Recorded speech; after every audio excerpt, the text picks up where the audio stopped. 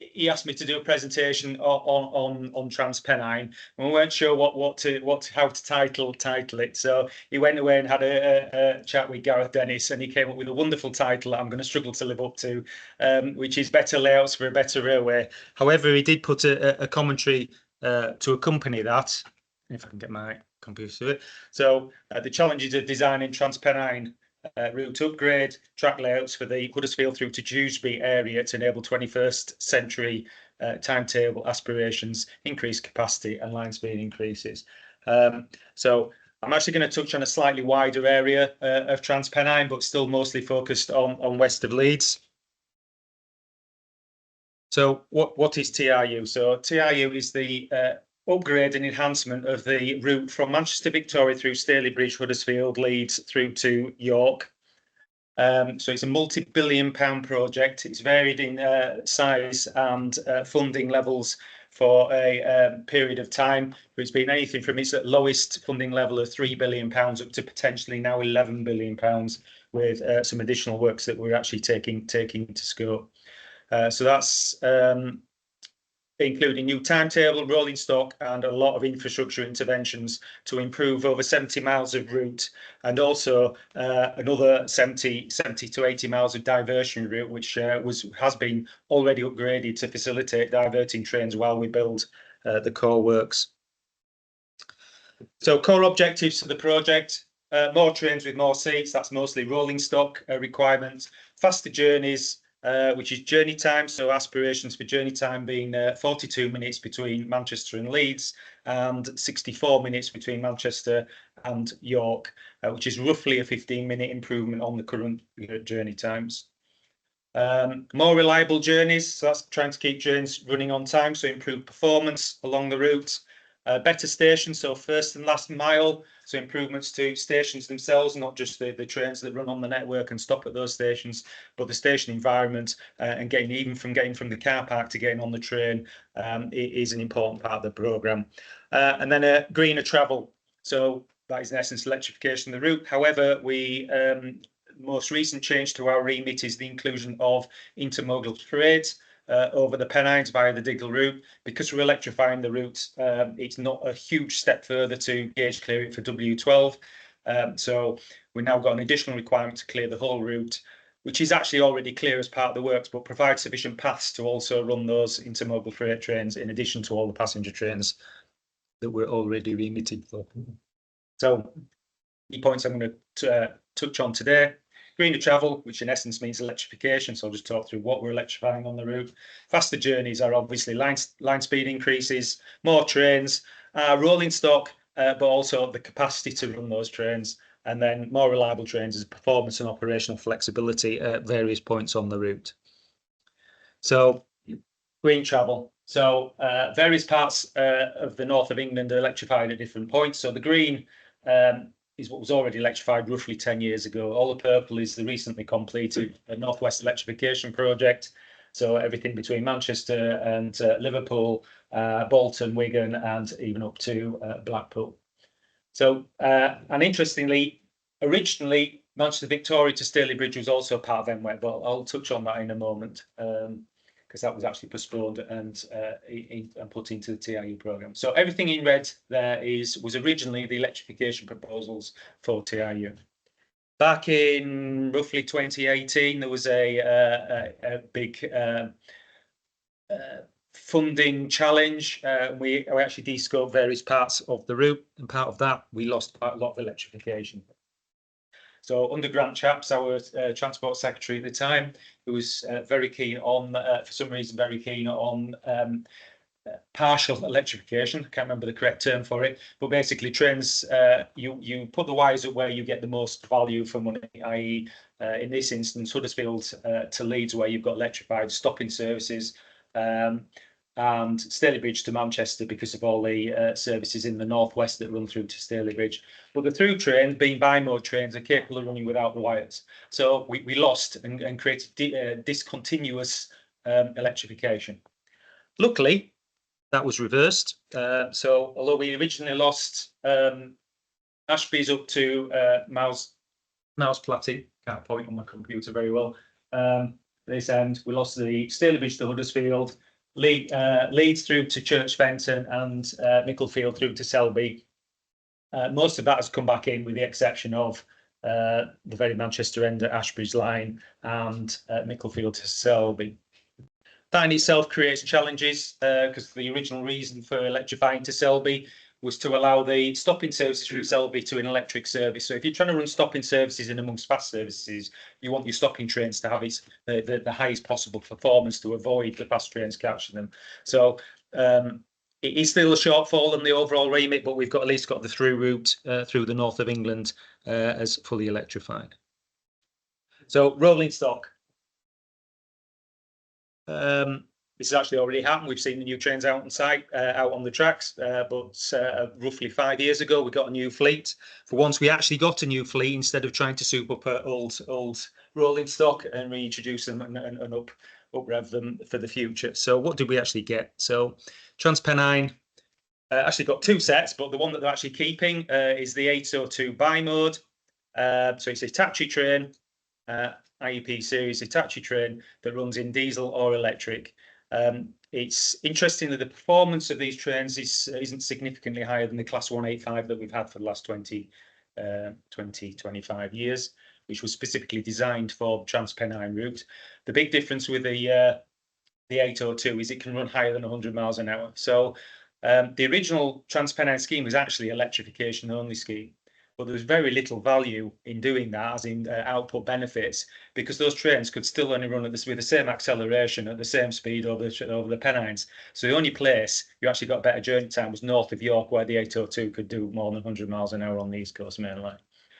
So that's one of the reasons the original 2012 electrification scheme was briefly paused, and it was brought back in as an enhancement project. So 802, obviously electric mode, it's greener, but doesn't make a huge difference to performance on the route. However, it is 5 coaches, not 3, so you've got significant capacity bums on seats increase. Northern, introduction of electric only Class 331, which are one of the highest powered or fastest accelerating commuter trains in the country. So that helps to keep the stopping trains away from the fast trains separated. Apologies for me going 100 miles an hour. I've got 146 slides to get through. That's the bad news. The good news is very few of them have words in them. They are mostly pictures. So we should be able to get through them at a fair old pace. So line speed increases on the route. Faster journeys doesn't necessarily mean we need to go quickly. We actually need to avoid going slowly. Slow speed is where you get removing slow speed areas is where you get your greatest benefit. So look chart there. Instead of thinking of miles per hour, think hours per mile, or in this case, seconds per mile. So the graph there is showing how long it takes for a train to travel a mile at a given mile per hour. So low speeds is where you get your greatest benefit. So if you improve, so the difference in time for a train to travel 1 mile between 25 and 30 miles an hour is 24 seconds faster if you can do it at 30. Whereas if you go from 45 to 50, it's only 8 seconds. From 75 to 80, it's 3 seconds. And from 105 to 110, it's only 1.6 seconds. That's probably a bit easier to understand on the graph on the other side. In the 15 miles an hour, it takes 2 minutes to travel a mile. If you double the speed, you halve the time. So you've saved a minute in journey time. So you've gone from 2 minutes to 1 minute. If you double the speed again to 60 miles an hour, you halve the time again, but you now only saved 1 minute. Sorry, get this right. 30 seconds instead of 1 minute. You double the speed again to 120 miles an hour, you halve the time again, but you've now only saved, how many seconds is that? 30 seconds. So it's 2 minutes down to 1 minute, down to 30 seconds. Each time you double the speed. So you get your real bang for your buck from tackling the low speed areas. So that's where do we need to focus our effort. Also, we move into digital signalling. So we don't need to think just miles per hour. We actually need to think kilometers per hour. So when we're trying to squeeze the maximum we can out of a certain curve, so we'll work out what the radius is, and then work out what's the maximum speed we can get from that curve. So you'll be limited, and then you work out the speed, and then you round down to 5 miles an hour.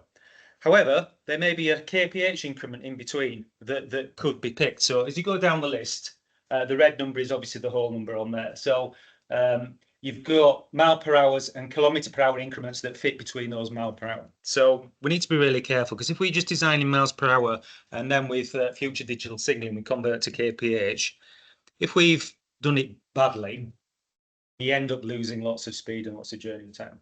So if we literally design at 90 miles an hour and this design doesn't work at 90.1 miles an hour, which is unlikely, but it is possible, transition lengths being totally on the limit, you end up having to round down 5 kph or 4.8 kph when you convert to kilometers per hour.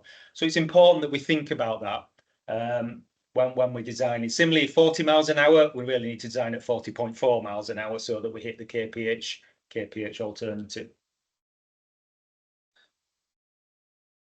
Another limit worth bearing in mind is there's quite a lot of 75 mile an hour line speeds on the railway. There is a reason for that. It's classed as low speed. So from a track quality perspective, it's your 35-metre wavelength analysis. Now, 35 metres per second is 77.8 miles an hour. So 125 kph is actually still in the low speed category. So that is actually your threshold. It's not 75 miles an hour, it's actually 125 kph. So if you're trying to squeeze a little bit more out of the railway without having to have to start measuring all your track quality against centimetre wavelengths, then 125 kph is your limit. So there's lots of things to consider in there within your designs. So I mentioned gradients. So this is the proposed line speed profile for west of Leeds from Manchester Victoria through to Leeds. Red is the up direction, so it's up to Manchester. Orange is down to Leeds. The dotted line is the acceleration deceleration of a Class 802 in electric mode, just to show how closely the train does actually follow that line speed profile. And then the green line on the bottom are the gradients. So we have some quite challenging gradients on the route, which is why train performance is quite important. So coming from Leeds at the right-hand side, from Whitehall up to Copley Hill, you've got a short stretch of 1 in 68, then a generic gradient of 120 all the way up the hill to Morley Tunnel. Back down the other side, 1 in 119 again, so the same gradient pretty much down to Dewsbury. It's pretty much flat until you get to Heaton Lodge. You've got short length of 1 in 70, 78 at Heaton Lodge, and then you've got 1 in 105 climb all the way to Stanage Tunnel. 1 in 125 down the other side to Staley Bridge, then some short lengths of 1 in 75 until you get to Miles Platting, which is the really aggressive bank from Manchester Victoria to Miles Platting of 1 in 47.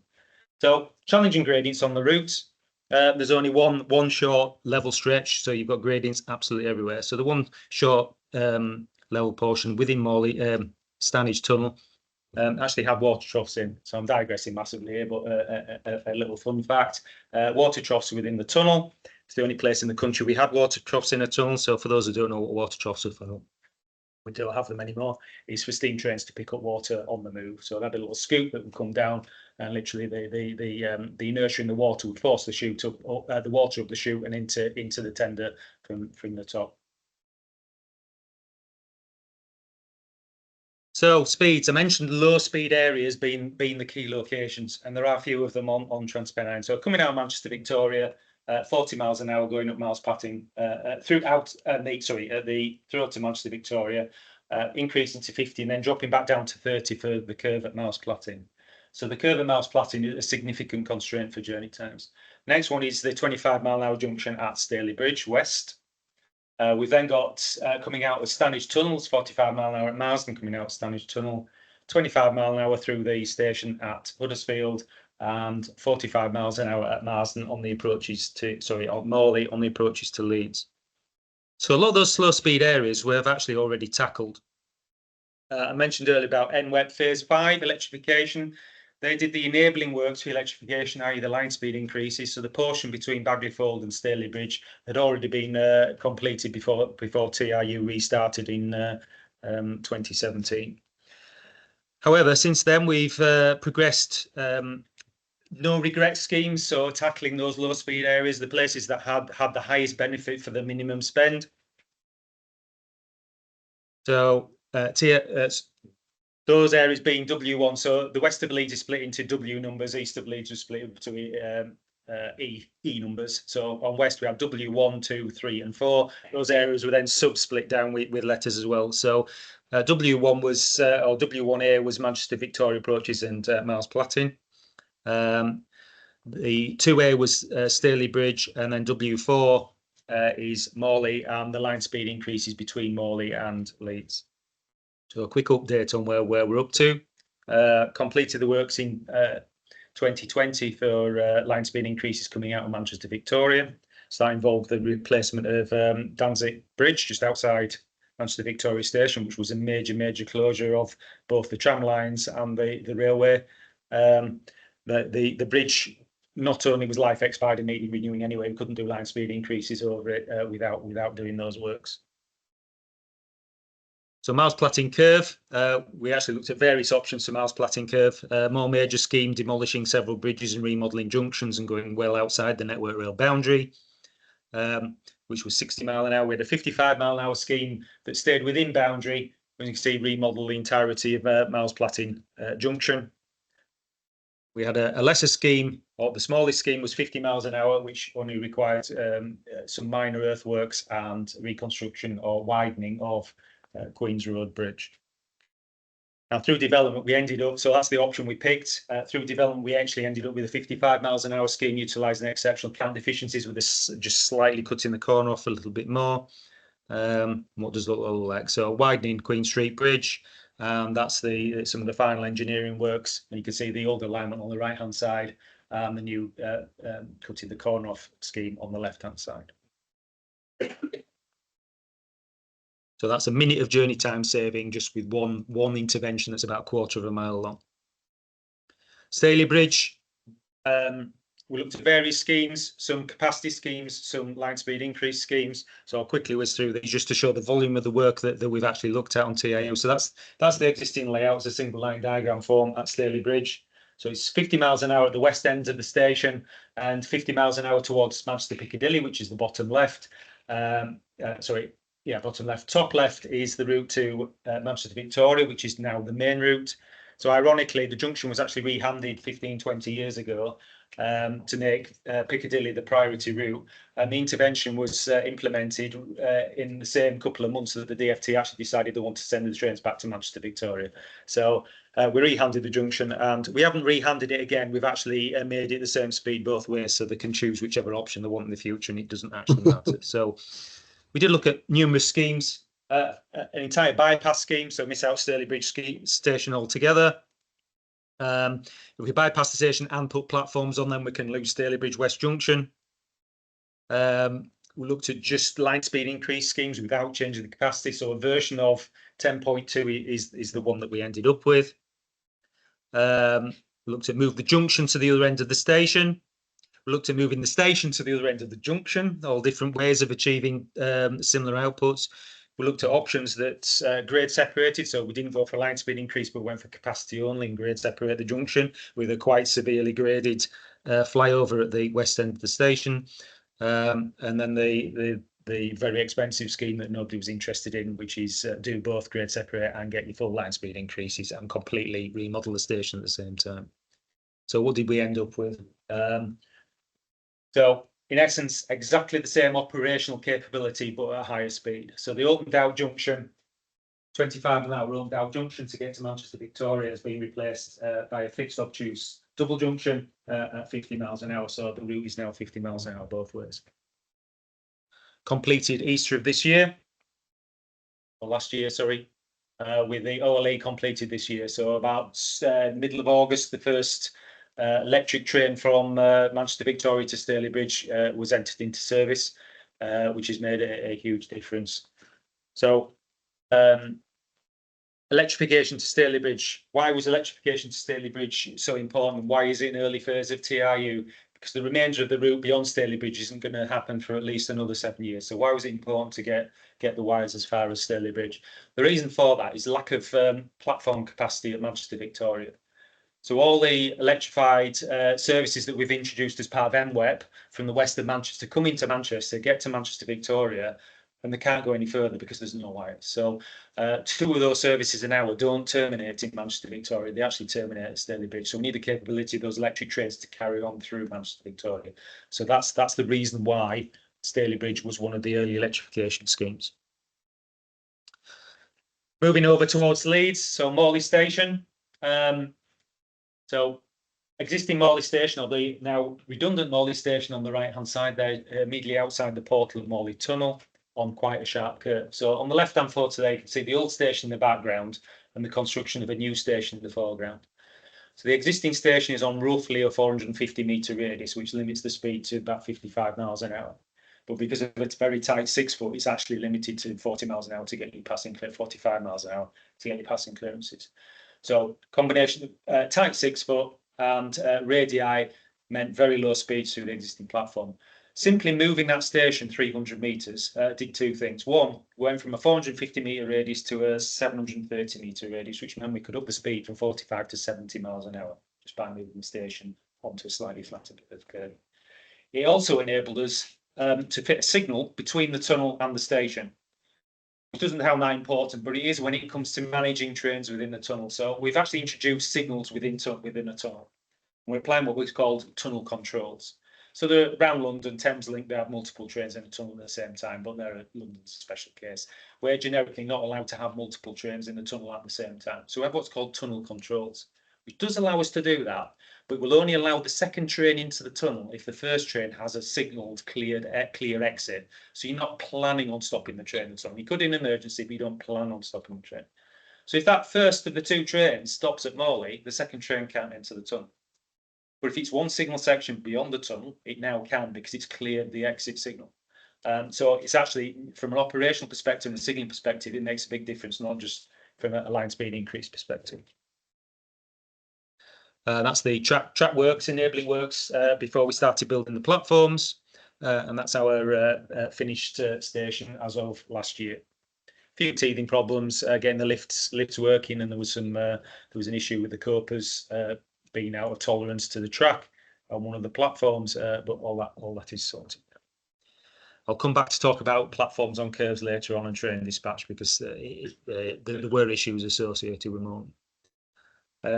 Nothing to do with line speed increases, but we also put additional crossover in at Batley. This is actually needed for next year's the start of the W3 big blockades next year. So this having a crossover, the facing crossover at Batley allows a stopping train to run from Leeds, cross over onto the wrong line and run signalled wrong road through Batley Station to Dewsbury, where it can turn back and go to Leeds, which means we can still operate a Leeds to Dewsbury shuttle service, picking up all the stopping stations while we're doing our major blockades around Huddersfield. So back to line speed profile. So I mentioned all the elements of work that's already been done. One phase that's still in development is W2B and W2C. So part of the reason that's still in development is this is the one part of the scope that's still not fixed. So I mentioned earlier about introduction of additional freight trains. We require additional capacity, i.e. a third line between Marsden and Huddersfield to accommodate the slow trains running in the up direction up the hill. So because of the evolving scope associated with freight, that portion of the programme has gone back. So that's still in grip 3, but it's moving forwards again for completion, I think, in 2032. That part of the route also includes our worst structures from a gauge clearance perspective. Stalybridge Tunnel and Scout Tunnel are tiny, really small tunnels. Getting electrification and W12 through there is about a 600 mil track lower to get through the tunnels. Particularly Stalybridge isn't in the best of condition. The western half has shallow mine workings immediately under the tunnel, and the western third is sat on running sands. So there's a nice transition halfway through the tunnel, and we're trying to do a track lower all the way through. So we have a slab track solution for both of those tunnels, but it's a fairly major intervention and major closure of the route to facilitate those works. There are various overbridges as well, but the tunnels are the main issue. Then the juicy element of today's presentation, which I've not even actually got onto yet, is the W3 footprint, or in this case W3 and the remainder of W4, which is around the Dewsbury area. So it's either W3/4 or W3/4, depending whether you want to be facetious or not. So I mentioned earlier about fast trains catching stopping trains. It's not always good to go for really high line speeds, because all it does is means the fast train catches the stopper quicker. So generically on the route, we haven't really gone above 80 miles an hour, with one exception, and that's on the W3 footprint. There's a big difference on the W3 footprint, though. We have 4 tracks, which I'm going to explain. So it's currently 2, but we're increasing it to 4. The fact that we've segregated the fast trains from the slow trains and the freight trains, that differential now no longer makes a difference. In fact, it helps, because it allows the fast trains to be able to get past the stoppers. So more capacity. So that was Heaton Lodge back in the 1980s, before we stripped out. So the chord to the right is now 1 track, and the second track from the left is also missing. So where's W3 on the route? It's the section from Huddersfield through to just short of Dewsbury. A bit more of a sexy map than the one I had up earlier. And the key portion of that, it's 4 tracking all the way from Huddersfield to Ravensthorpe, but the key portion is Heaton Lodge to Ravensthorpe in the middle. So why is this key to TIU? So what services run on TIU? So we've got TransPennine services, which are the remit is for 4 fast and 2 semi-fast services between York and Hull, through Leeds, Huddersfield, through to Manchester, Victoria. So we've got TransPennine, 6 TransPennine trains running. We've got 4 different 1-hour services for stoppers, which mostly Northern, some of them being transferred to TransPennine, but they're going back to Northern again. But you've got a Bradford Huddersfield stopper, Leeds Huddersfield stopper, Wakefield Huddersfield stopper, and also a Calder Valley to Leeds stopper.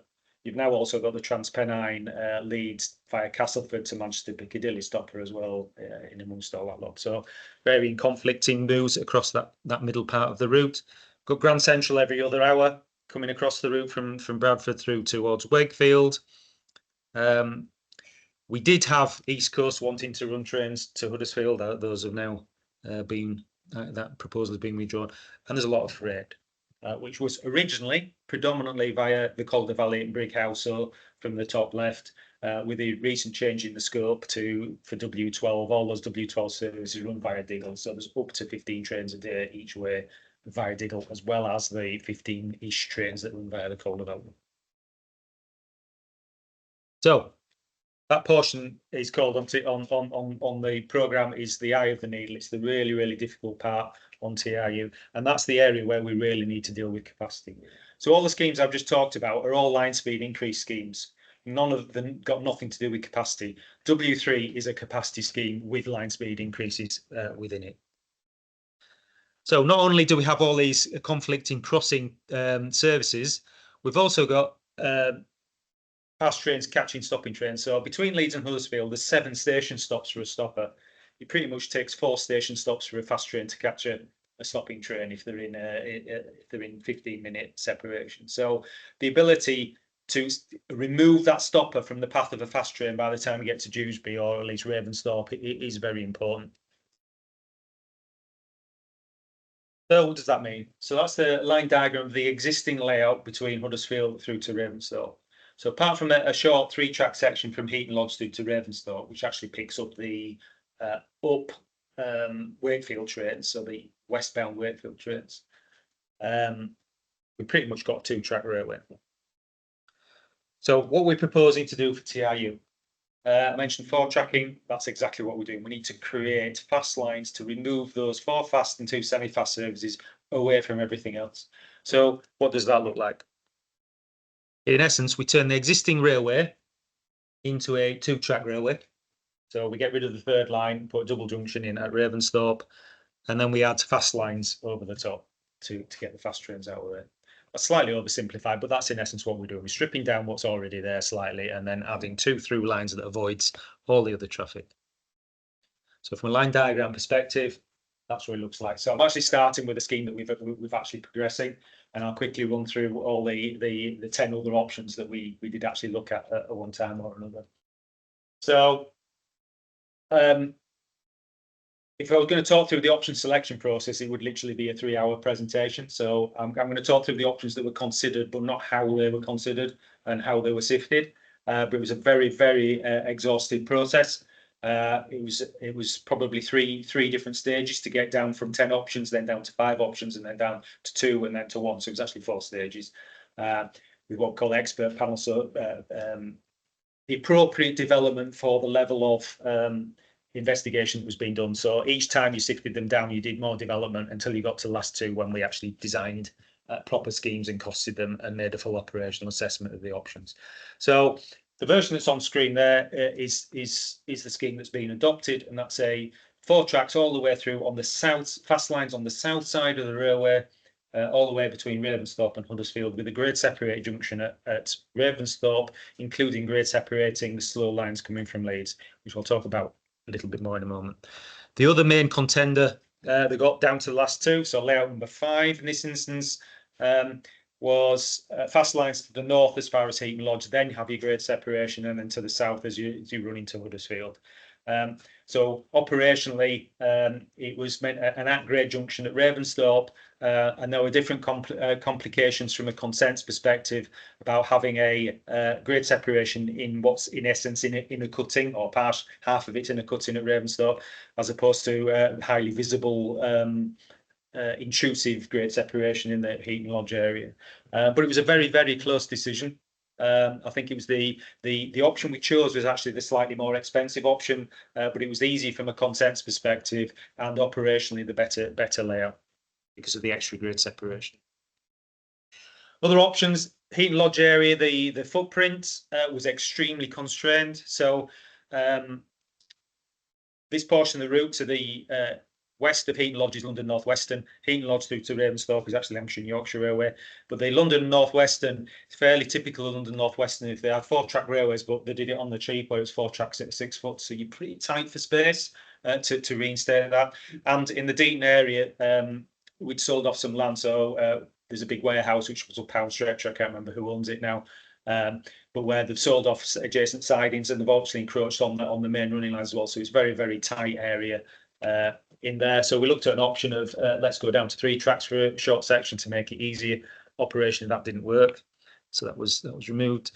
No new grade separation, so use the existing underpass at Cooper Bridge at Heaton Lodge, and then work everything around that.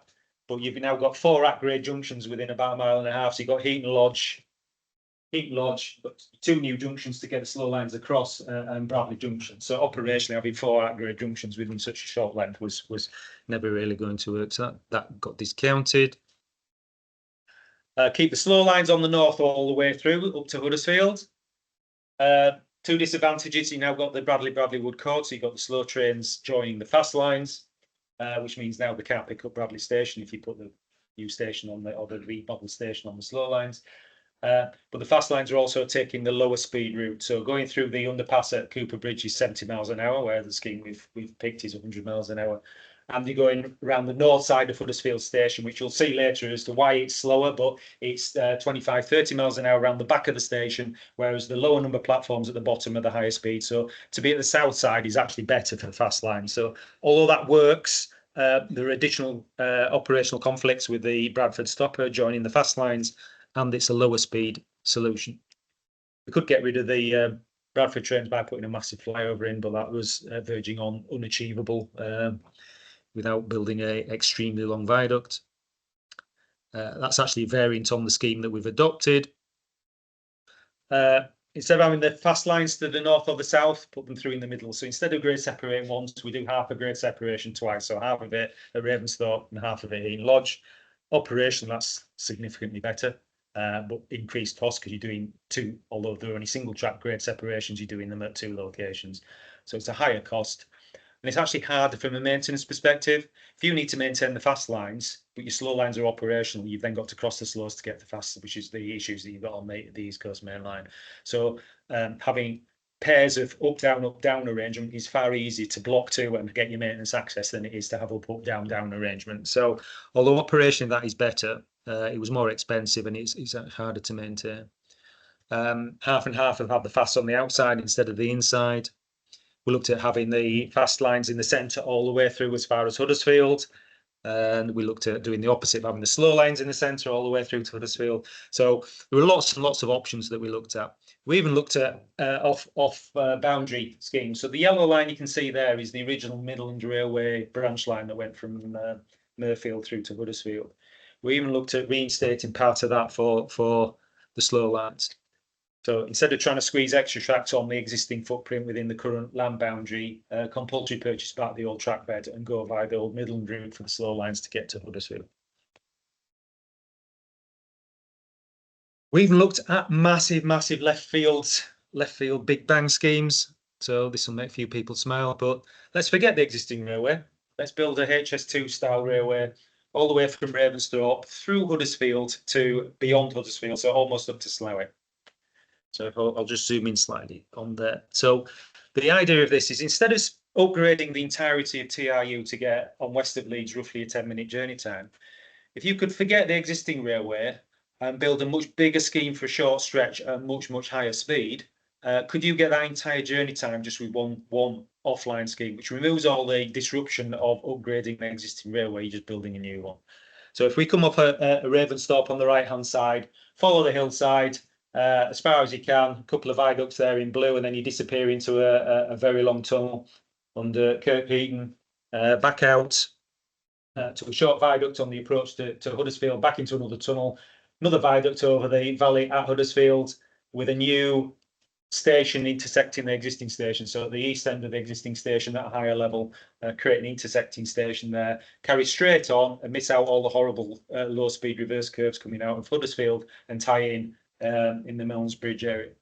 So the benefit of that scheme is it not only gives you a much higher speed over that portion of route, it gives the sub option of trains that miss out Huddersfield as a stop.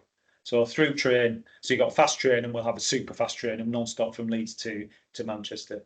That did actually get the same journey time improvement just doing that scheme as everything else that we're currently doing. The problem was the cost.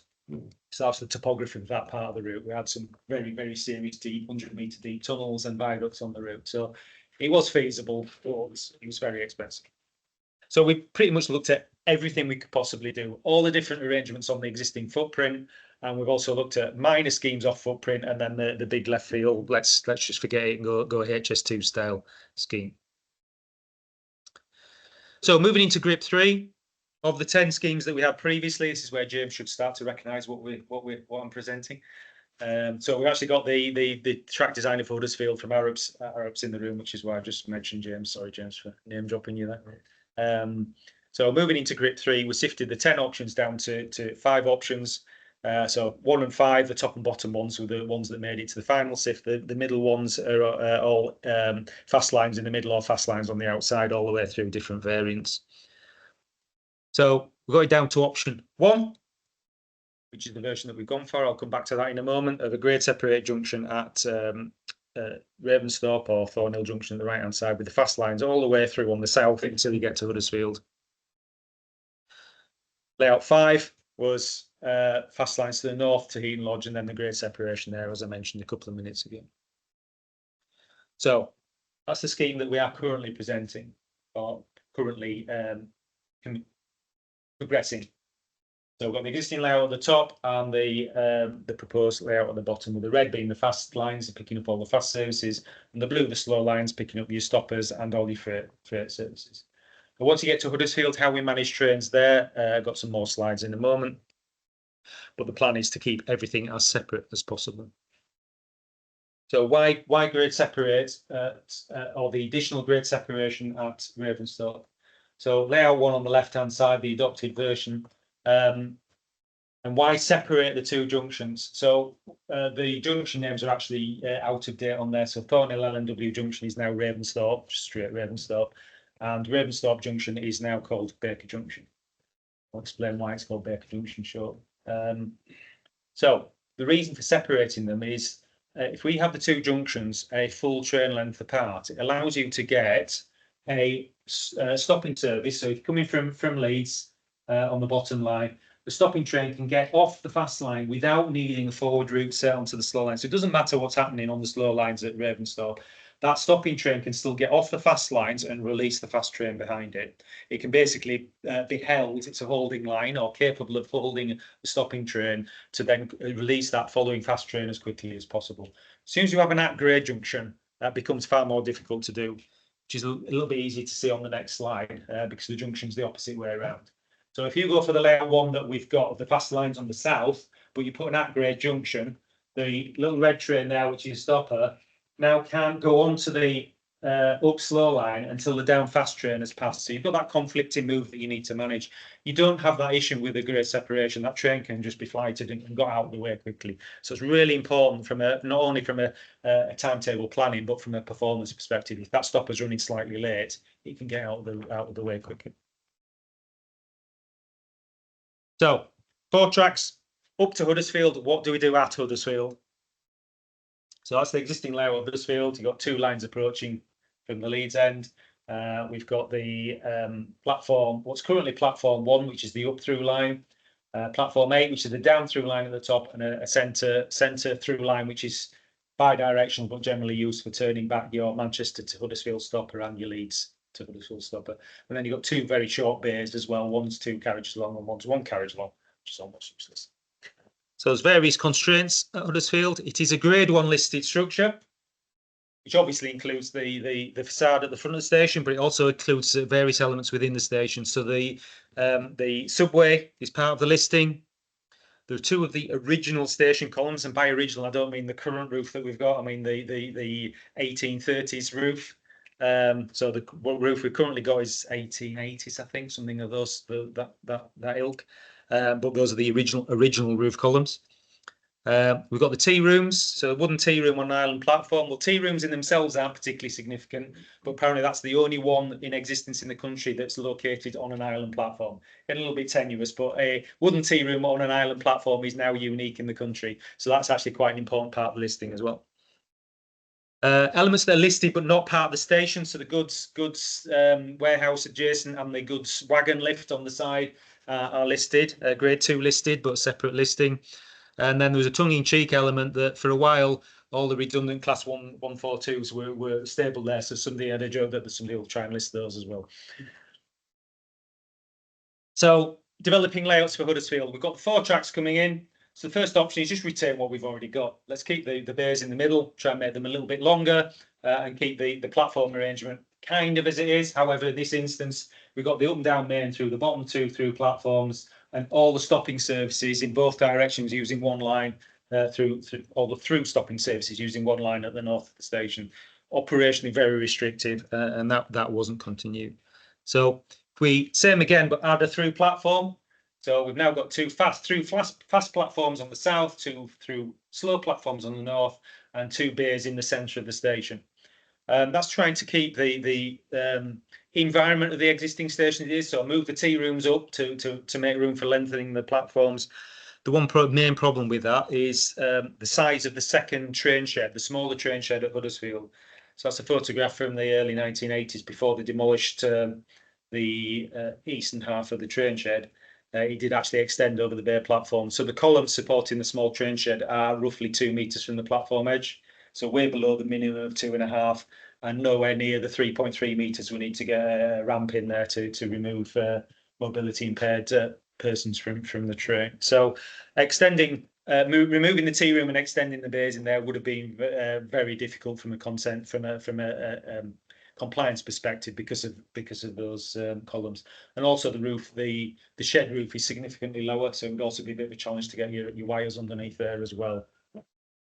So that option was discounted. So there are 2 versions that is similar to what we've adopted, but basically 4 through platforms with a single west-facing bay on the north end. I've ignored Penistone platform for the time being. I'll come back to that in a moment. But in essence, 4 through platforms and a bay to the north. So this version is to have 2 fast platforms to the south. So up, down, fast at the south and up, down, slow at the north. Similar version where you've got the up fast and up slow at the bottom and the up fast and up slow at the top. So just a different way of arranging it. And that's the layout that we ended up with. I'll talk about why there's so much S&C in a moment, because there was quite a lot of effort we had to put in to justify providing that and keeping it. but that's the layout we've got. So there's various elements of the layout that are quite important.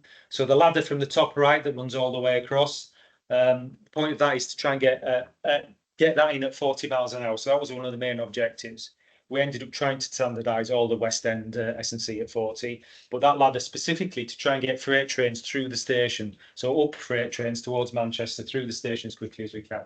So the only one line at high speed through the station is platform 2. Currently platform 1, we renumber them so that they're in geographical order.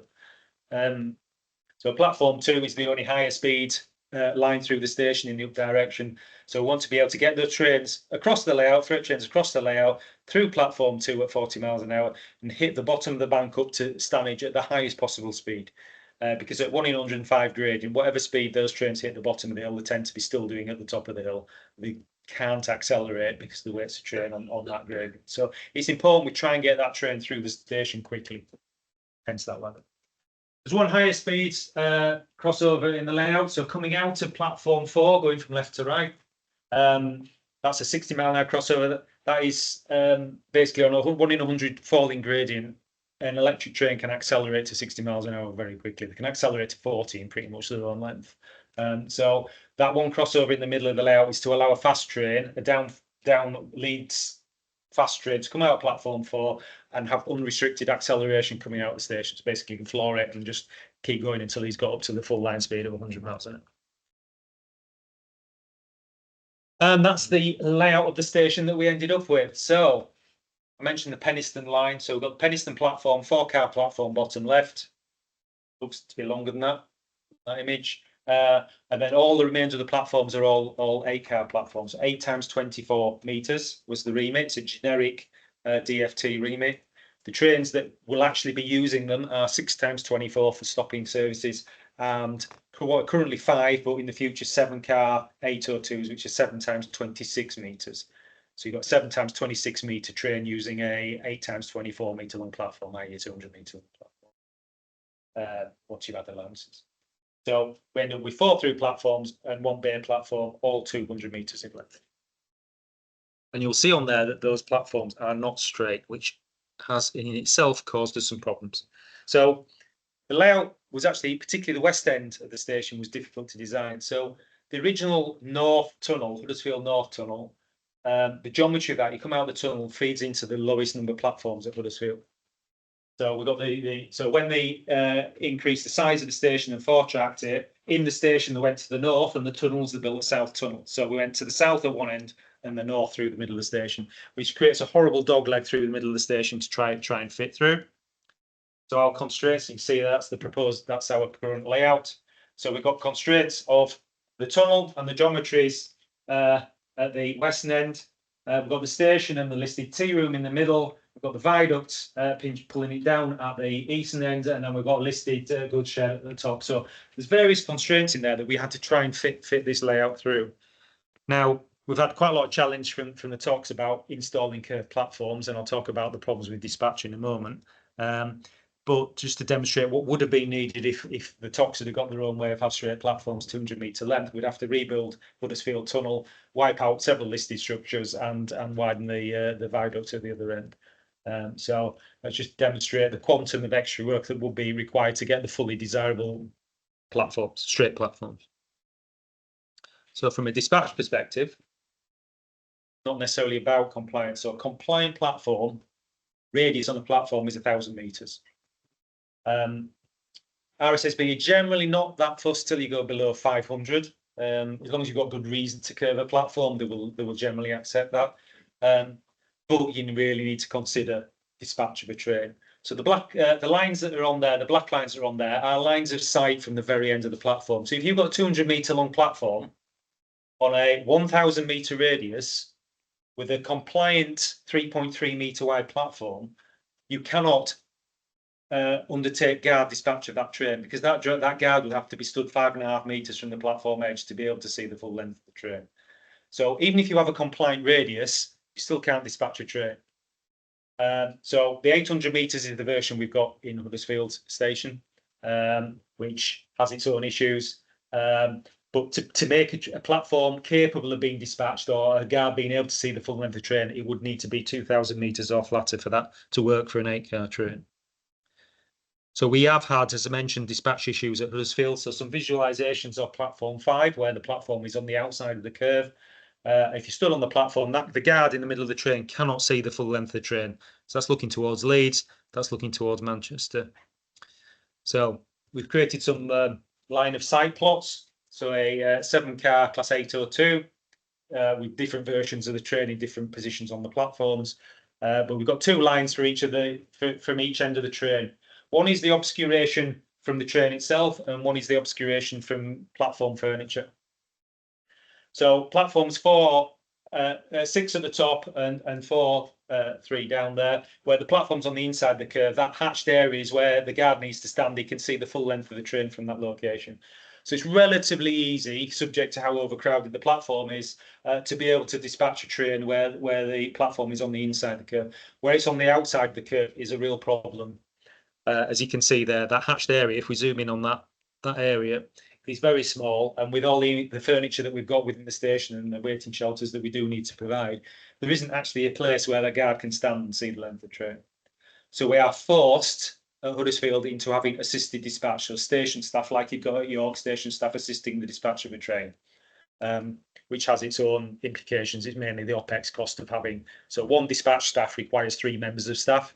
So Huddersfield now requires 3 additional members of staff to assist in dispatch of trains. Similar issue at Morley. I mentioned Morley being curved earlier on, so a similar line of sight plot, but this one's in 3D. So if I zoom in there, this area here is the area where you can see the full length of the train. So we deliberately made the platform at Morley 5.5 metres wide to aid dispatch. And then we filled the platform up with furniture, so you then couldn't see the length of the train again. So in this instance, the CCTV mast that's here takes that reasonable, it's still small, but reasonable sized area to this tiny little sliver in here.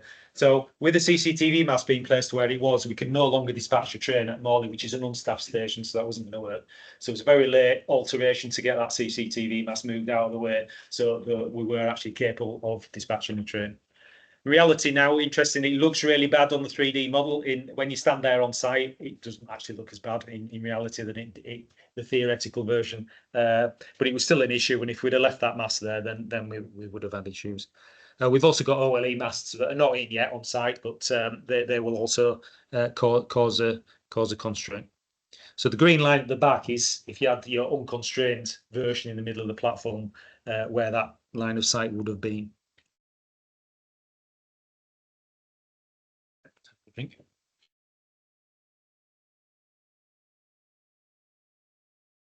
So performance. So we need more reliable trains. So performance generically means more flexibility from an operational perspective. It's not only how do you manage perturbation, but how do you major perturbation, but how do you manage a train running 5 minutes late? How do you manage the conflicts between different operational moves? So we'd love a flexible layout. So we'd love to put back in what used to be at Huddersfield. So let's put double junctions in everywhere and double slips, and we can go anywhere from anywhere, and everyone's happy. But obviously, we're not going to be doing that. So, what alterations do we need to make to layout? So that's the diagram I had up a few minutes ago of the layout that we ended up with following development. Now, as soon as Network Rail got route and signallers got to look at the layout, they have very different opinions. So that's the version that works for a timetable, but it doesn't help run trains from the perturbation. So if you've lost your slow lines for some reason and all your trains, your trains that need to terminate at Huddersfield from Leeds have to come on the fast lines, you can only get into platforms 2 and 3 from the fast lines. So from a perturbation perspective, that doesn't really work. So we actually need 2 extra crossovers, which now allows us to get from the up fast all the way across into platform 5. We can't get into all platforms, but we can at least get across to platform 5. So we needed 2 extra crossovers. Now, given that we had the layout fairly well locked down at that point, that was quite a fairly painful discussion to add 2 crossovers and add the cost associated with that. So we made the decision at the time to add 1 crossover and move a different one. In moving that crossover, we lost a parallel move. which at the time we didn't think was particularly significant, but as I'll come back to shortly, it turns out it is fairly significant. So that's the one regret on the development of the layout for Huddersfield, is not moving that crossover instead of adding a crossover. So the layout that we got for Huddersfield, this is the actual version that's designed now, single line diagram version of what we are currently building. So what have we got there? So we've still got the ladder running across, so 35 points all the way through to 28 points there. Ladder to get the freight trains through platform 2. Upright there, 36 points leads into stabling facilities. So we've got top siding. So we've got 350 metre and one 200 metre long siding for Northern to stable their outer service trains. They are currently sidings at the north side of the station, which are taken up by the new platforms. So we needed to provide an alternate facility. That is at Hill House on the right-hand side of the screen. And the benefit is that that facility actually faces the station. So it's a single empty stop move from the station to the sidings instead of out onto the running lines, reversing and going back into the sidings as they do today.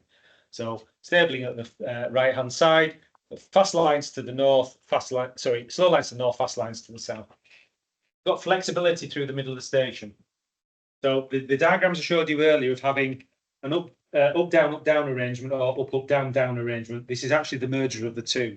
The reason we've got the extra S&C and the diamond in the middle is that we can actually run on the bottom 2 tracks, the top 2 tracks, the outside 2 tracks, which I'll show you in a moment. It'd be lovely to have extra tracks at the west end of Huddersfield. I said earlier I'd ignored talking about the Penistone line. So you've got the Penistone line coming in from Sheffield through Barnsley, Penistone, and through into platform 1. We did have schemes that put an extra up line, so the Upfast shared to the Penistone line, and we squeezed an extra track through there.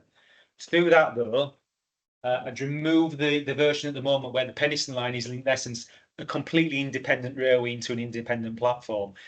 The Penistone line's timetable is completely divorced from TRU. If we merge those and run the Upfast on the Penistone line briefly, you've now linked to the Huddersfield timetable with the Sheffield timetable. The Sheffield timetable already doesn't work, so then linking it with Huddersfield as well will make everything fall over. So there's a very deliberate choice to return the existing scenario of keep the Penistone line completely independent on a day-to-day operation. Obviously, 16 points is for empty stop moves to get in and off, and engineers trains to get in on and off the branch. Deliberate choice to keep those separate. So how else could we get an extra track through the tunnels? Well, second track through the North Board was originally 2 tracks. I mentioned earlier that Staley Bridge and Scout tunnels were small. Huddersfield North Bore is even smaller. It's absolutely minuscule. In fact, it looks like a single bore tunnel. So how they ever had 2 tracks through it? It's in the order of 1 metre track lower, 1 metre track lower to be able to put the second track through there, which is actually easy to bore a new tunnel, I think, than to start doing that. So unlikely to ever get built, but there's a spur on 21B there coming to platform 5. That's for 2 reasons that's there. One is passive provision that can actually run if you ever bore another single bore tunnel to the north, you can actually connect it in. And the other one is for a train coming into platform 5 has a proper overrun, so it's overrun beyond the signal, doesn't actually go on to head-on conflicting move with the down train entering the station. So to have that little spur up to a buffer stop allows the signal overrun to go straight on instead of into the path of an oncoming train. So small things make big differences. Naming of lines. So to the east of the station, you've got the up and down Huddersfield fast on the south, and the up and down Huddersfield slow on the north. And it's just the up and down Huddersfield where you go down to the 2-track section. Because of how they were named to the east of the station, originally the platforms were numbered as the up and down Huddersfield fast and the up and down Huddersfield slow. However, platform 4, which was labelled the up slow, was intended to be used by the down fast services. So although it seems nothing, as soon as the timetable has got hold of that, they see the names and assume that the trains have to go through those tracks. So they then turn around and say, we can't get this timetable to work. He says, of course you can. We've got loads of flexibility in the layout. No, it doesn't work. And it's because they've taken the track labels as the down fast having to have the down fast train running through it. So there's another battle. It's amazing how difficult it is to get simple things changed. but we've now got the up-down fasts and slows to the west of the station. We've got platform 2 line, platform 3 line, 4 line, and 5 line through the station, and then it goes to down Huddersfield, purely to stop that confusion in the future. So what have we got on screen? Green are fast services, blue are stopping services. So how do we manage different versions of how we use Huddersfield Station? So the down fast train running through platform 4, back over 30 points, back onto the down fast line. So 30 points is the fast turnout that I mentioned earlier for the unrestricted acceleration of the train out of the station. Up fast trains running through platform 2, with the Manchester stopper having a centre turn back in platform 3, and everything coming from the west all filtering across into platforms 5 and 6. So that's assuming we've got what's called a split stopper arrangement, where the Manchester Huddersfield stopper is different from the Huddersfield to Leeds stopper. There is a version where that is a through stopping service that runs all the way from Manchester through to Leeds or Manchester through to York. In that scenario, platform 3 now is used for all up stopping services, and platform 5 for all down stopping services, and then platform 6 for the Bradford train, which always terminates Huddersfield. So you've got that flexibility.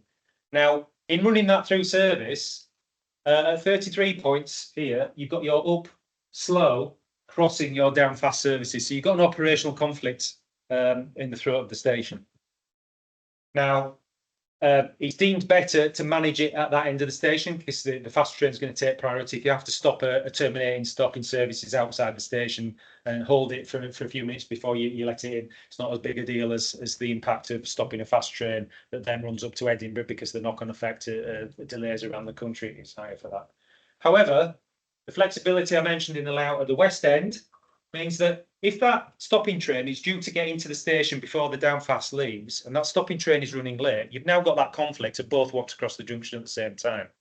The signaller should know that within sufficient advanced warning. So because of the flexibility in the layout, you've actually got the option to swap those around at the last minute. You swap the two trains on the opposite face of the same platform, so you haven't got the passenger management issues. They're just going to the opposite face of the same platform. You now move that conflict from the east end of the station to the west end of the station. So you've got the immediate flexibility in the day to manage slightly out of sequence trains and relocate that conflicting operational conflict. Freight trains mentioned earlier. So solid blue lines is the intended route for freight, and then the dotted line is the alternative route.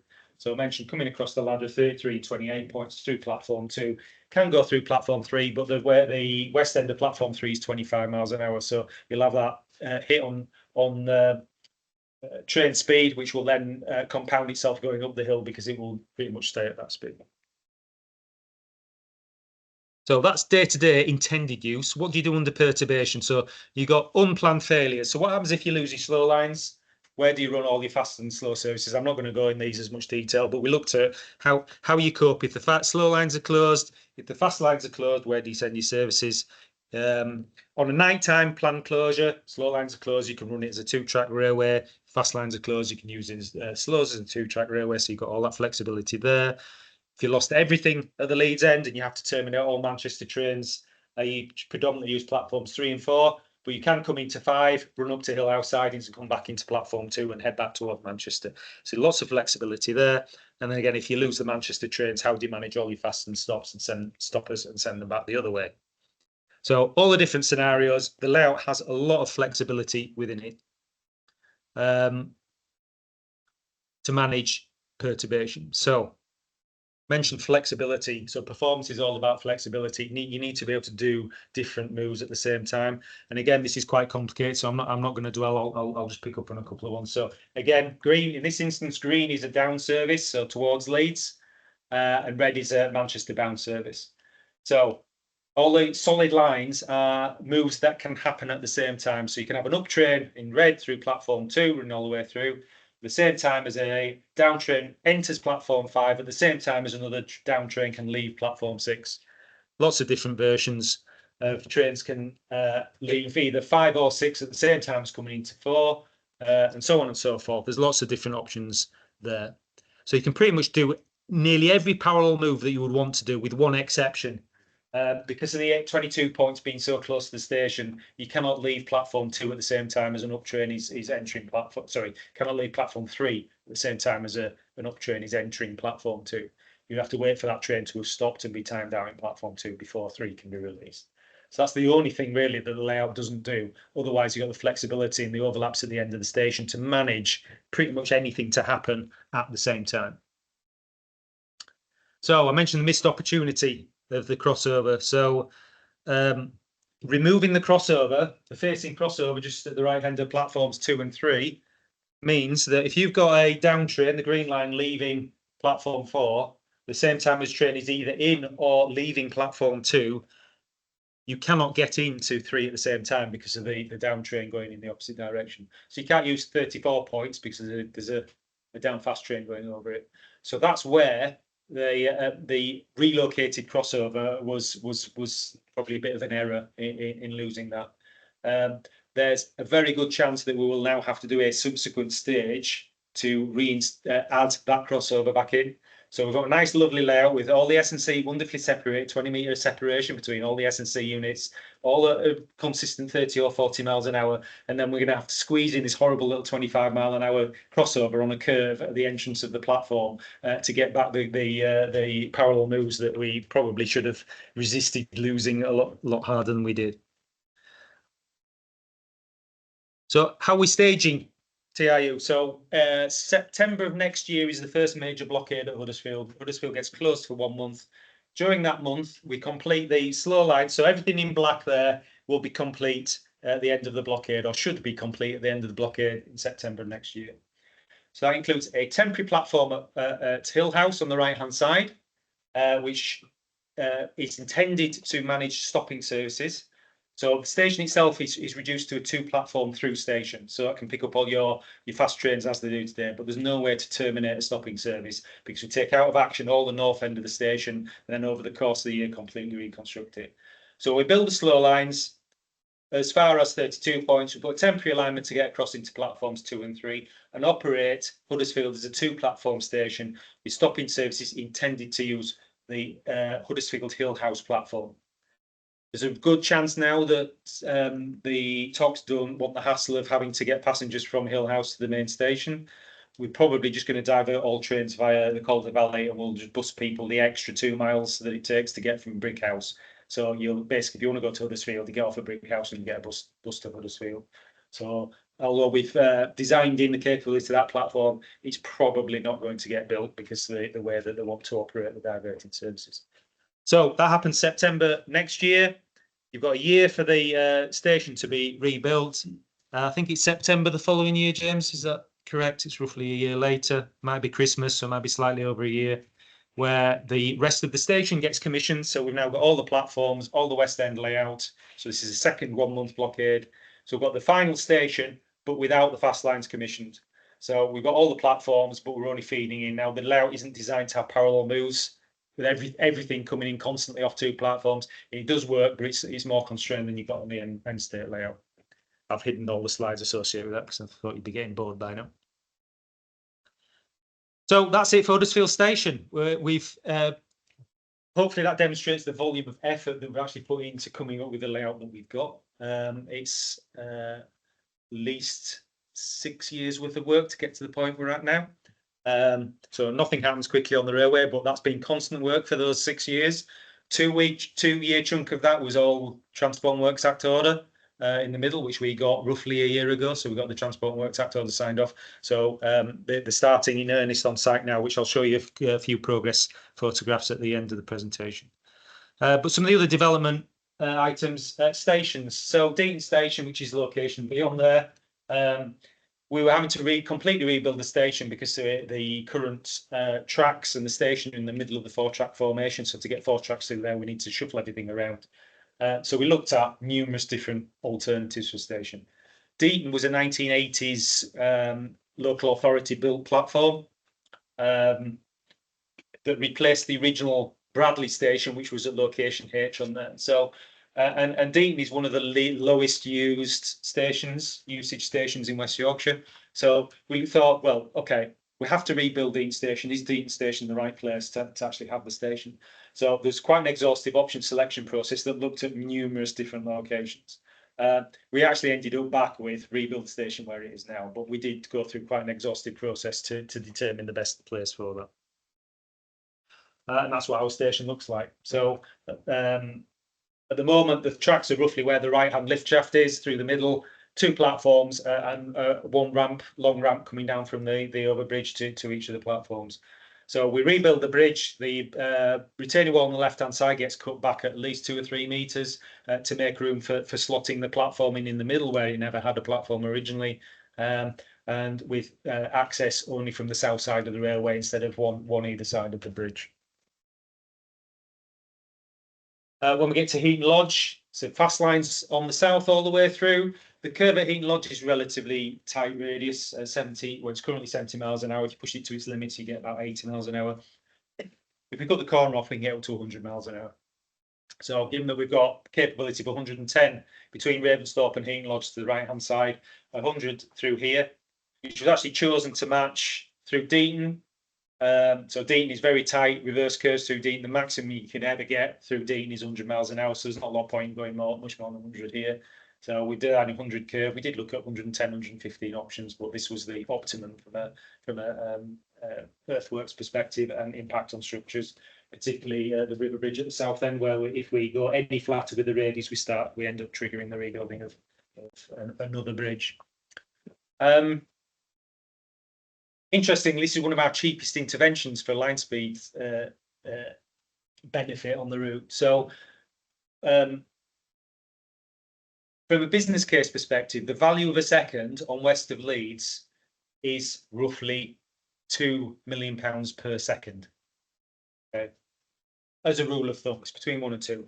If any intervention comes in at less than £1 million for every second that scheme generates, then it's an absolute no-brainer. You select that option. If it's worse than 3, it's a no-brainer. You don't build it. It's never going to have a business case. If it's in between, it's subjective, and that's where you have to put more effort into the option selection process to prove it. This, out of all the schemes on the route, worked out at the time at about £300,000 per second. It was an offline earthwork scheme. There wasn't a lot of railway systems associated with it. So it was actually one of the cheaper ones. We've tried numerous times to say, oh, well, let's just stick on the boundary and keep it at 80 miles an hour. But those seconds are quite cheap seconds. So it looks like a big scheme, but it's actually one of the better schemes on TRU. More Murfield Station. So we're actually looking south here. So the fast lines are on the far side, on the right-hand side. So Murfield is currently a 3-platform station. Platform 1 on the left, then 2, and then 3 on the far side.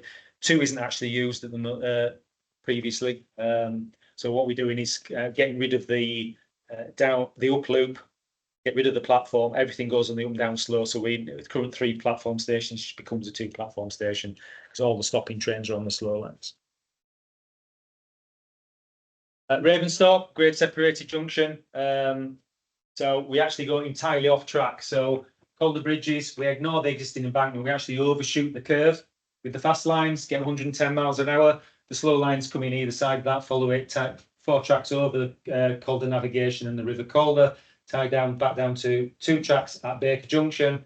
Then we straighten out the reverse curve at Thornhill Road, where there's a double reverse in there, so we cut that corner off. And then up to Dewsbury Station. After Dewsbury, it drops down to 90, then to 75 miles an hour as you go back into the existing geometry. But we've got a big chunk of 110 or 100 and 110 mile an hour between Huddersfield and Dewsbury. I mentioned Baker Junction. Unusual name to have. Various people don't know where that name comes from. So originally it was proposed as West Town Junction.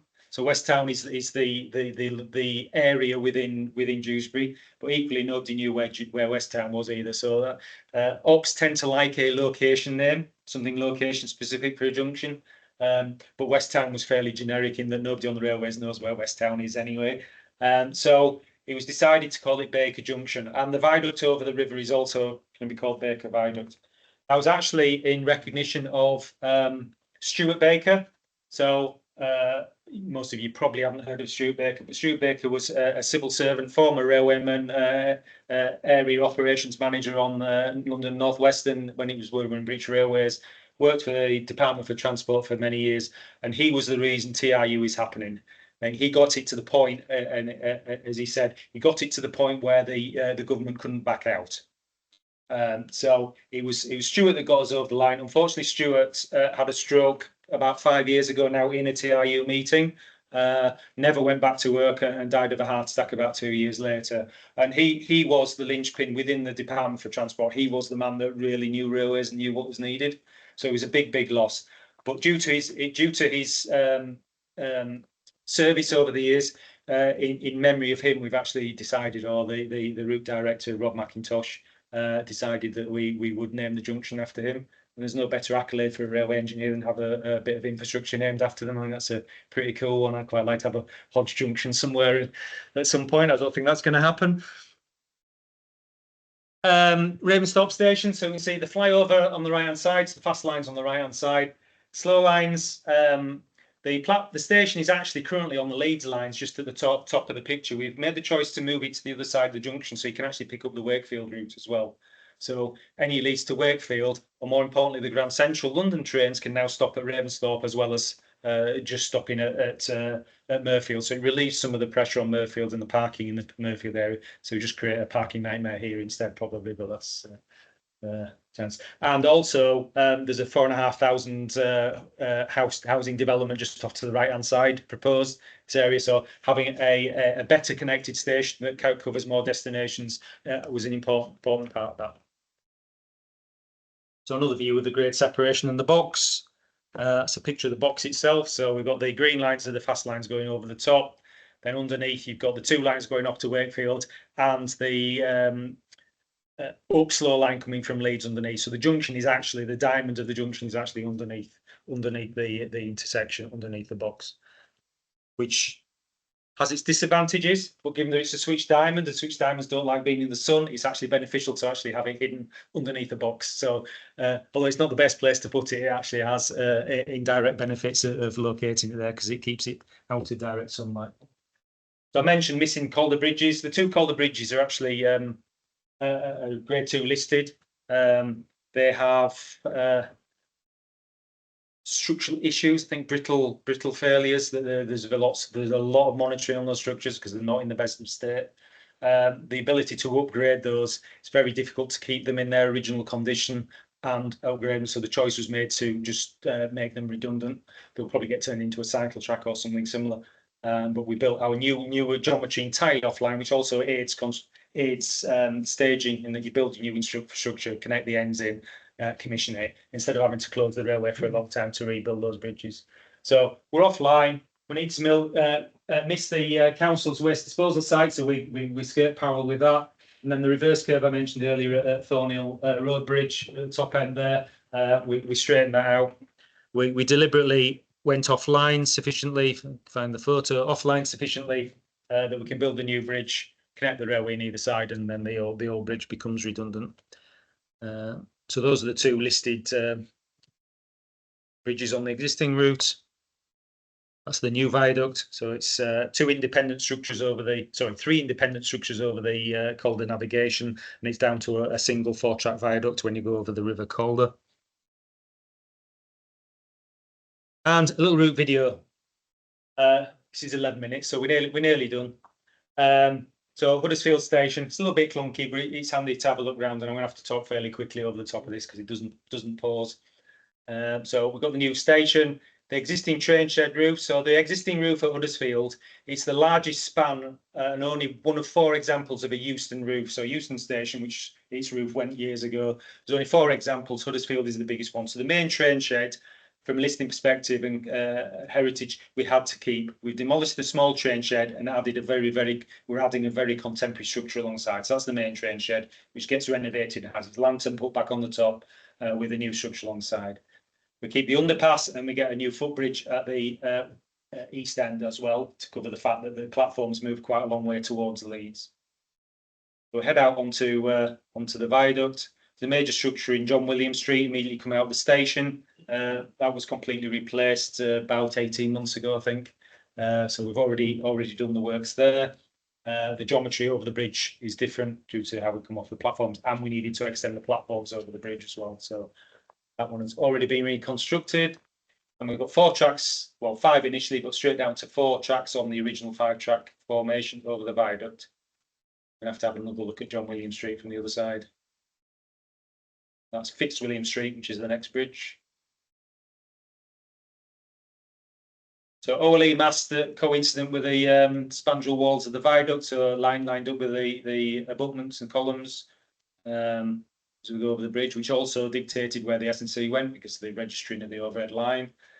Other end of the viaduct, span 29. It's originally a masonry arch for 2 tracks with metallic extensions, 2 tracks on one side, one on the other side.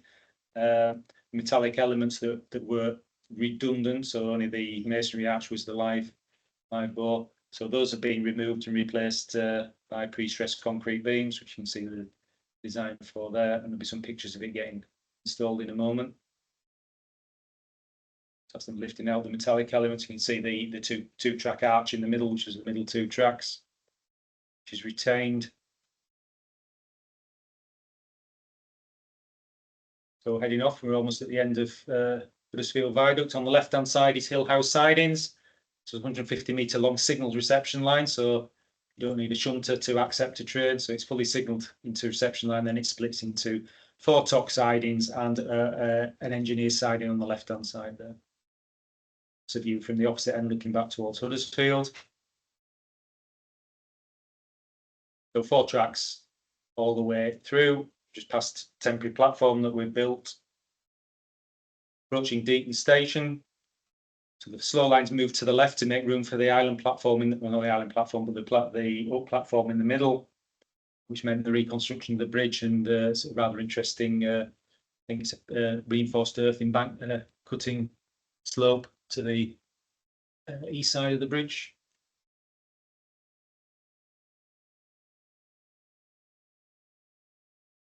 Wait for the video. The next bridge is the A62 Leeds Road. Very, very tight abutments. There's constraints. See how close the middle 2 tracks are here together. 6 tracks at 6 foot through this structure because of the existing abutments. Needs rebuilding because it's a very low bridge. You can't get the wires under there. So we're actually building a very large new bridge. So we build a temporary bridge alongside to divert the road, remove the existing bridge, widen the new bridge, and then put the road back to a smoother alignment than it was before we started. But you end up with a very wide bridge with a rather large pavement on the west side, which looks a bit, somebody will ask in the future, why did it look so ridiculous? But that's the reason why. Heading on, Bradley Junction coming up, so crossover and Lee, currently 15 miles an hour, we up that to 45, get the Bradford trains out of the way quicker. So still fast lines on the right, slow lines on the left, where the existing underpass diverts off to the left. So the left-hand 2 tracks are the existing 2 tracks. Got our new cord line in, fast lines, 100 miles an hour, cutting the corner off. There's a lot of earthworks and some reinforced earthworks in there as well to steepen the slopes. Nice aerial view. So the topography to the right-hand side or above, as you can see there, is significantly higher. So it's a fairly substantial cutting.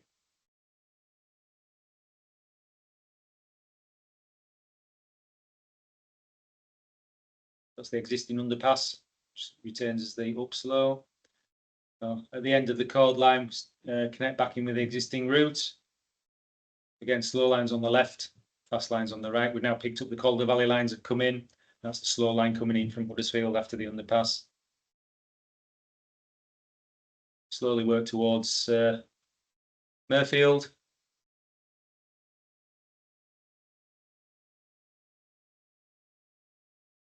Got Murfield Viaduct. Interesting, Murfield Viaduct was 2 tracks until very late. It was only 4 tracks in the 1930s. And the metallic element, so that's the view from the north, so the view from the south in the moment. Metallic addition in the 1930s is actually one of the worst structures on the route. There's quite a lot of work needed to revamp and strengthen the existing structure for us to put a new 110-mile-an-hour railway over it. New Murfield Station. So the station is actually off the foreground to the left. It's entirely this side of the road. So as part of the station access with a new car park. So the main access is from the south side. We've retained the access from the road underpass via a vestibule and then up a staircase. So you've got a subterranean foyer in there as well, but that's a new 150-metre long station capable of being extended if needed. So continuing on, only 3 tracks, so it's the second track from the right that's currently missing, but the outside track's only 40 miles an hour, so it's in essence rebuild the up loop and add turn it into the up fast and then add the down fast. So this is now approaching the grade separation at Ravensthorpe. So we've got yet another new station at Ravensthorpe. There we go. Hopefully we'll have some waiting shelters on it. It's not there on the model. It's not going to be quite as bare as that. So a single access bridge from the far side. Our flyover lines, fast lines are climbing up. And then as soon as you've gone past to the east of Calder Road, you've got the intersection bridge with the junction sat underneath it.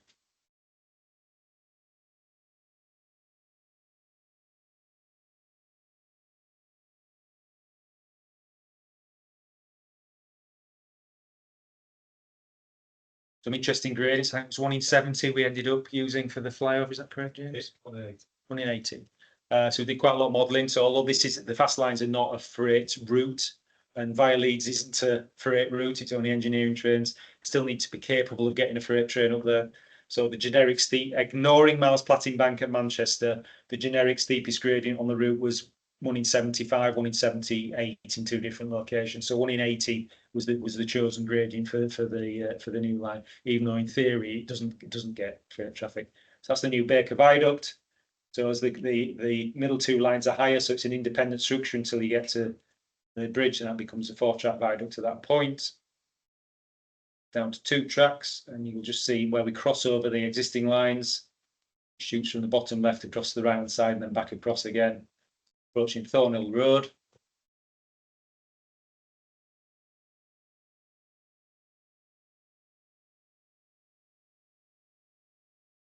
And then it's Dewsbury Station in the distance just there.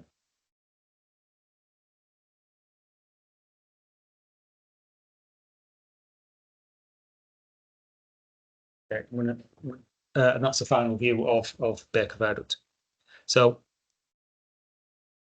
that's it from the track perspective. I've got about 10 more slides just talking about the station and the architecture, so it'd be worth just flicking through those quickly. I was looking at Louise as to whether or not, because I'm at 7 o'clock already. So we finished talking track, so if you do need to go, feel free to go. I won't be offended. So Huddersfield Station, Harold Wilson statue outside the station. So grade 1 listed structure. I talked about that earlier. So the existing train shed, I mentioned the main roof A is the main train shed, roof B is the small train shed, and C is a cantilever, later edition cantilever on the side.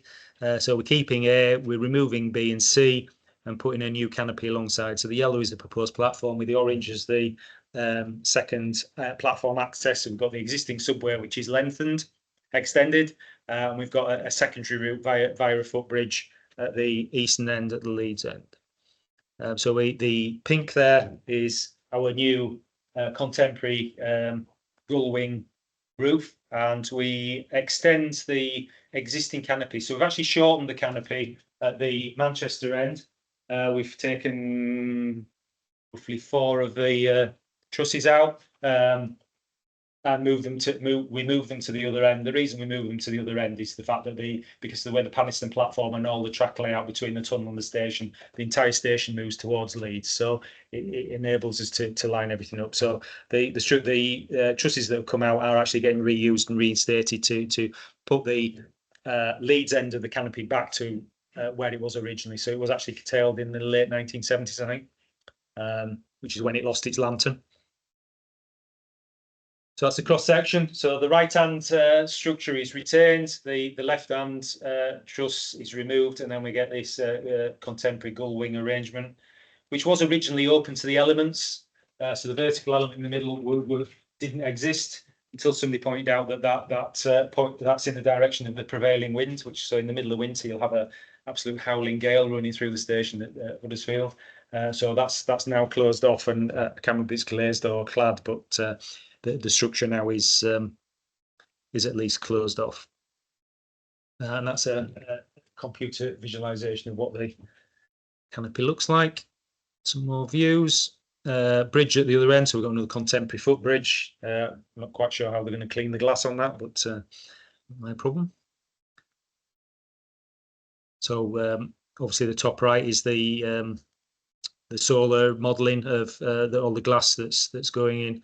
And part of the reason for angling the glass is to avoid having sunlight glare back to the driver as well, to make sure that the angles work, so you don't obscure signal sighting. And then just a few quick slides on current progress. So Transport Works Act order came through end of last year, I think. So work started on site. So this is the new Baker Viaduct. So these are all the piles going in for the raft, for the foundations. You see the existing Calder Bridge in the background. So this is where the viaduct goes over the Calder navigation. It climbs up towards, in fact, I've actually put it on. That's roughly the geometry of the proposed line with the photograph.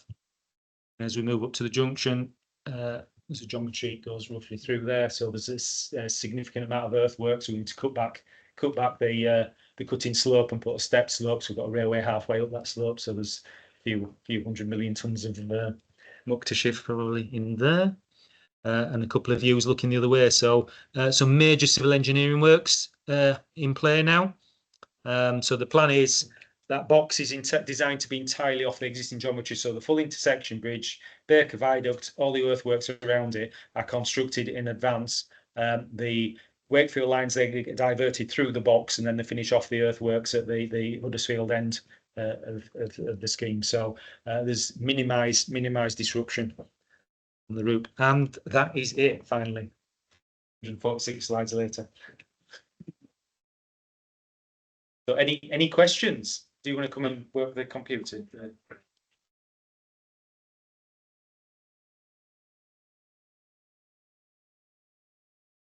Yep, so anyone in the room got any questions? Yeah. Is that Malcolm? You've still got some significant on the track sections left, like Leeds to Dewsbury, but probably Huddersfield to the Stadium Bridge. With the mixture of all them fast trains and still stopping service. How have you managed to accommodate that? But that's So, many interventions. With difficulty. Yeah, I thought so. A stopping service leaves. So the plan is for the fast trains to be at quarter-hourly intervals. The answer is we will have to flex the exact quarter hour. That was rigid remit originally, is that your 4 fast trains are on the clock face and we fit everything else in between. We are actually going to have to flex that now. So DFT are happy with a couple of minutes flex to make that work. But generically, the stopping service, the Huddersfield stopping service leaves Leeds 2 minutes behind the fast service.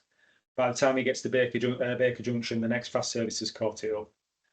Extending the 4 tracking to include Dewsbury Station would have made a huge difference, but there are 11 structures in that 3/4 of a mile length between Baker Junction and Dewsbury Station. It was going to be a really, really expensive intervention.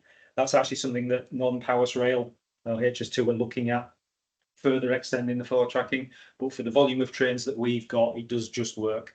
It does work from a timetable perspective. There's just a potential performance hit, which is why it was really important to be able to get those stopping trains off quickly.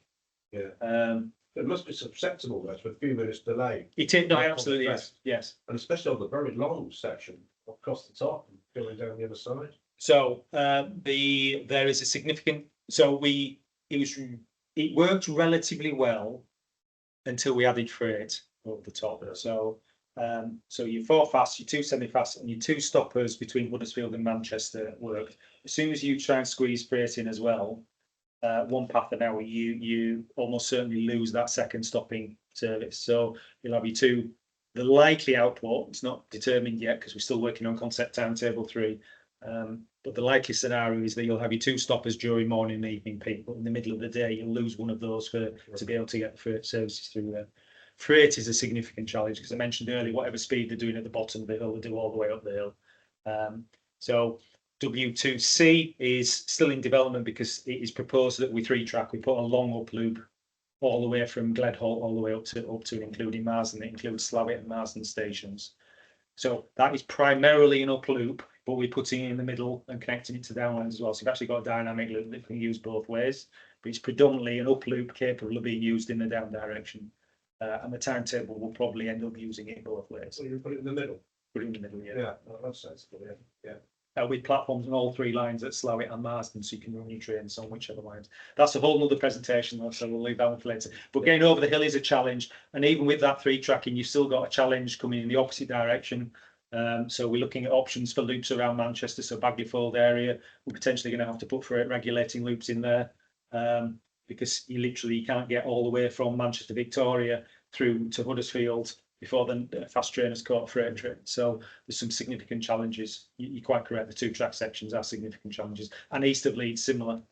So Leeds through to Micklefield is an absolute nightmare. That's actually the worst portion of TRU as it stands at the moment. Again, NPR are looking at partially 4 tracking and then potentially grade separating Micklefield Junction. There's lots of things that could be done to improve that portion of the route. The only thing that's semi-definite is the new Thorpe Park station where the M62 crosses, not the M62, the M1 crosses the railway at Garforth. Immediately to the west of that, there's a proposal by the council to build a park and ride station. So that's Thorpe Park station. So 4 track, have a short 4 track station that picks up the new Thorpe Park station and Crossgate station. So you've got a dynamic loop with 2 stops, so then that allows a fast train to pass a stopper. So that is likely, but it's not currently in scope. There's a lot more to come. There's a lot, yes. So the reason I'm still working the development team in TRU is because we still don't know what we're building after working on it for 8 years, and we're building half of it. But the client is constantly changing their mind, i.e. the government and the DFT, as to what they want, which keeps me in a job and has done for a number of years, and will continue to do so for at least the next 5, I'm guessing. So Thank you. Any more questions, Alaric? Yeah, great presentation, James. Thanks. I'm intrigued by the Big Bang option. You talked about at the beginning, a couple of slides. I think you mentioned, I think on one of your slides, it said the whole budget project was about 11.5 billion, it stands there. yes, Something like that. And and then you said that the Big Bang was more. How much more was it? the answer is I can't remember because that was about 7 years ago. At the time that we looked at it, the budget was £3 billion, 3.1 billion, not 11. So it didn't fall within the budget at the time. I mean, there's lots of challenges on TRU. Would you have actually been better not doing TRU at all and spending £2 billion on doing a better job at Leeds Station? Because that's the linchpin for the whole of Yorkshire. Although it was only rebuilt 20 years ago and it made a big difference because it was a 50% extra capacity, going from 4 to 6 tracks to the West End, it's still a significant constraint in the area. So there are lots of left field challenges as to, well, do you really want to do that? You should be doing this, which is another interesting point when it comes to consents, because it's a single scheme over over 70 miles of route. Whenever you go for a Transport Works Act order, the challenge is always, why are you doing it here? Why can't you do it somewhere else? So we need to be very consistent with our approach for feasibility of the whole route and deal with everything in a consistent way. So we can answer those questions. Why do we actually have to do a big 4-tracking scheme between Huddersfield and Dewsbury? So a lot of the slides that I had today are actually pulled from the Transport Works Act order slides. So a lot of the images and diagrams come from there. Thanks. Any more questions? I've never seen so many schemes in my life, but I don't quite understand how the system works. Do Network Rail come up with the options and you work them up, or are you a totally separate organisation? So I work for myself, but I am actually contracted directly within Network Rail, so I act as Network Rail. But we've got an alliance of Arabs, AMI, Network Rail, BAM as the main participants. We've got Siemens as well now for signalling and digital signalling with ETCS. So it's an alliance-based cumulative approach. So we have outputs. So Network Rail have not stipulated the interventions, they've stipulated what we need to achieve, and then we develop schemes to achieve those outputs. There is an element of you need to be doing this as part of it, but it's what that doing this looks like is still being part of the development, which with that multidisciplinary approach. So you've got a lovely layout at the east end of Huddersfield, but the west end. What about a 2,000-ton freight train heading west?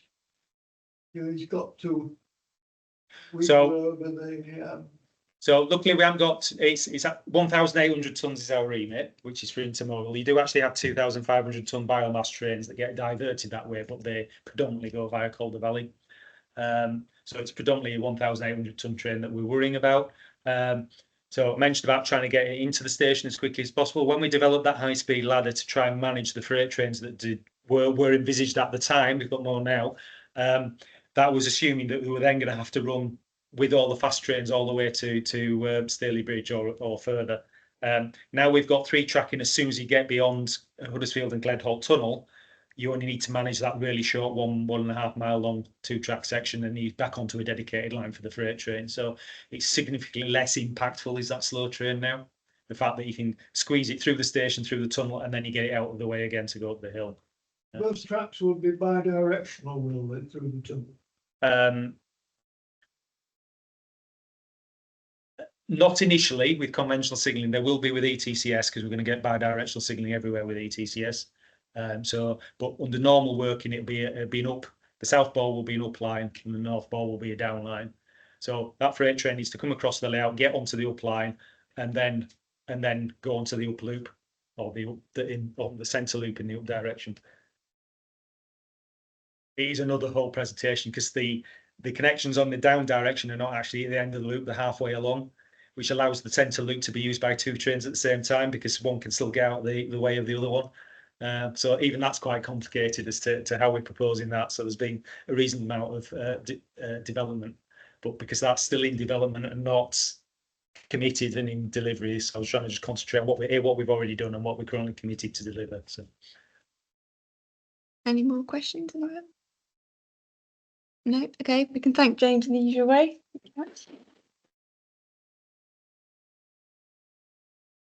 Okay, congratulations. very good. I broke my record with like 46 slides. You're well done. Forward to another presentation like this when you got some of the other proposals worked out. That was really good. You know, one sneaky last question actually online. So, any concern with historic mining works, particularly Colne Bridge corner or Ravensthorpe area? So we've got concerns with mine workings pretty much everywhere on Transpennine 9, whether it's east or west, but mostly in west of Leeds. I am not well enough informed to say what we're doing, but it is a significant concern, even all the way over to Manchester. So the Manchester through to Staley Bridge element, there were issues there with mine workings and the overhead line foundations that we're putting in. So yeah, significant risk. Also unexploded ordnance, so Second World War ordnance. So Huddersfield was quite heavily bombed in the war. I don't think we've had any incidents yet, but that's another concern. Excellent. Cool. Thanks very much. Okay. Very relaxing. Let's sit down now. Don't want to collapse.